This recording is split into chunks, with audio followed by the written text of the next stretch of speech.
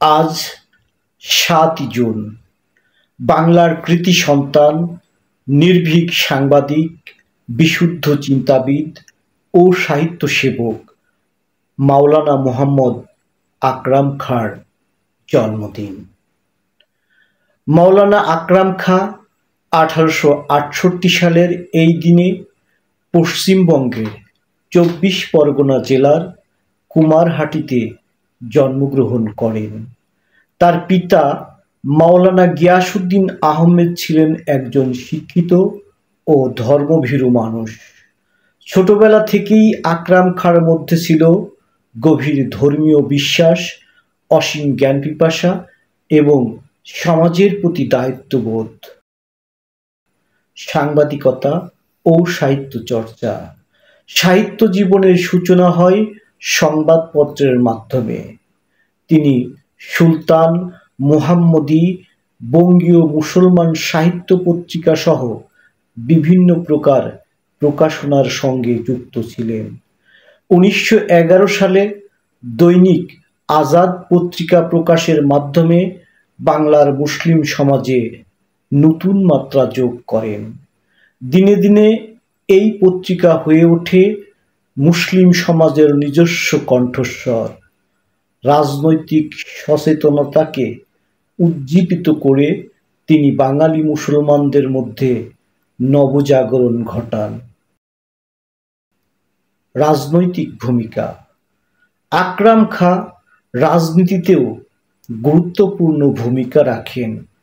মুসলিম লীগের রাজনীতিতে সক্রিয় ছিলেন এবং ১৯৪০ সালে লাহোর প্রস্তাবকে সমর্থন করেছিলেন। তবে তার রাজনীতি ছিল মানবতা ও ন্যায়ের পক্ষে। তিনি কখনো সাম্প্রদায়িক বিভেদে বিশ্বাস করেননি। তার দৃষ্টিতে ধর্ম ও দেশপ্রেম ছিল পরিপূরক, পরস্পরের শত্রু নয়। ধর্মীয় ও নৈতিক অবদান। একজন প্রকৃত ইসলামিক চিন্তাবিদ হিসেবে তিনি ইসলামকে বিজ্ঞানমনস্ক ও মানবিক দৃষ্টিতে দেখতেন। তার লেখা প্রবন্ধ ইসলাম ও প্রগতিশীলতা আজও প্রাসঙ্গিক। তিনি ইসলামকে ব্যবহার করেছিলেন সমাজ পরিবর্তনের হাতিয়ার হিসেবে।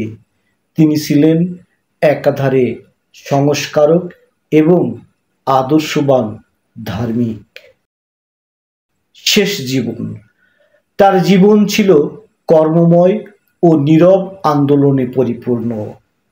১৯৬৮ সালের ১৮ আগস্ট পরলোক গমন করেন। জীবদ্দশায় রেখে গেছেন অগণিত চিন্তাধারা ও কর্মের উত্তরাধিকার। তার অবদান বাংলা ভাষা, সাহিত্য ও সাংবাদিকতায় চিরস্মরণীয় হয়ে থাকবে। পরিশেষে আজ তার জন্মদিনে আমরা কেবল একজন মানুষকে স্মরণ করছি না, স্মরণ করছি এক যুগ পুরুষকে, যার কলম ছিল অস্ত্র, চিন্তা ছিল আলো। তার মতো মানুষ কালে ভদ্রে জন্মায়, কিন্তু রেখে যায় চিরন্তন প্রেরণা। মাওলানা মোহাম্মদ আকরাম খাঁ আমাদের প্রেরণার উৎস।